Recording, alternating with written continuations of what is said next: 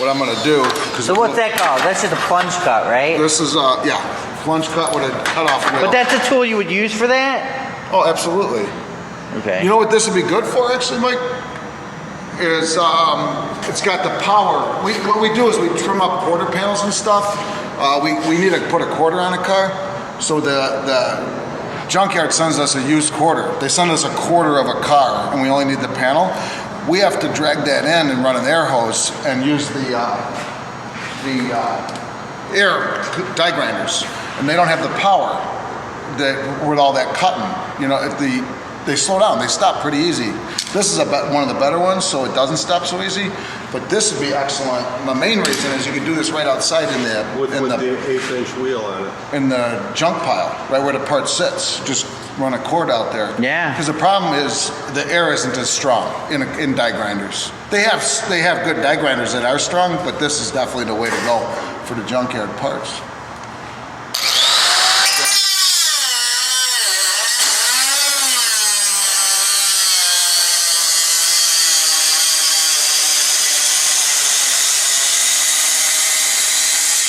I'm really pushing hard.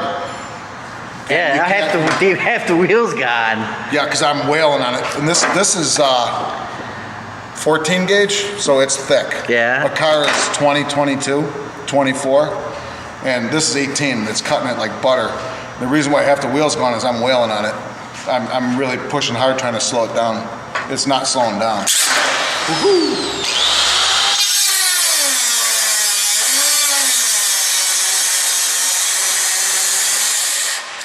That's nice.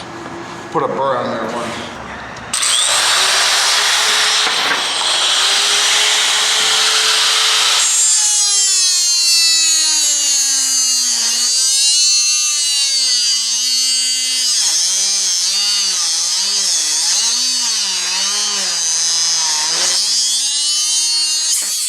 I was intentionally trying to slow it down. That's why it sounded like that. And it was slowing down, but it wasn't easy to do. I was putting a lot of pressure on it. So cool. It's definitely got power. No doubt about it. So you're liking it so far? So far, it'd be great for when you don't have hair. Yeah. And you don't have the money for the battery.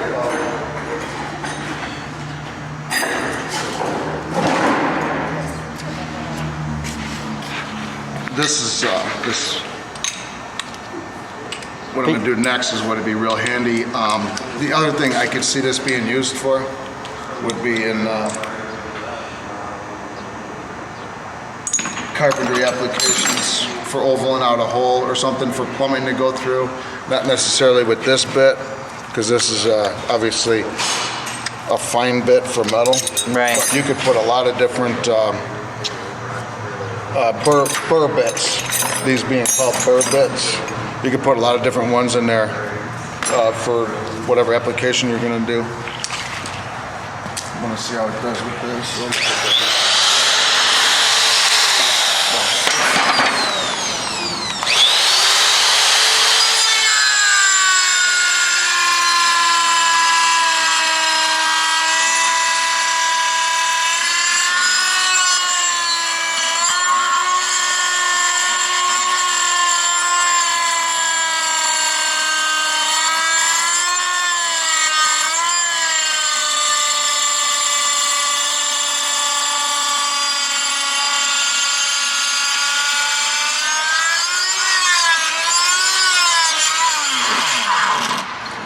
What do you think, Pat? It's got power. Yeah? That's pretty good. All right, you guys, what's up? We're out here with Pat, bodybuildersauto.com. We got the DG300LPD die grinder from Bosch. It's a 4.8 amp die grinder. First of all, Pat, what the hell do we need a die grinder for?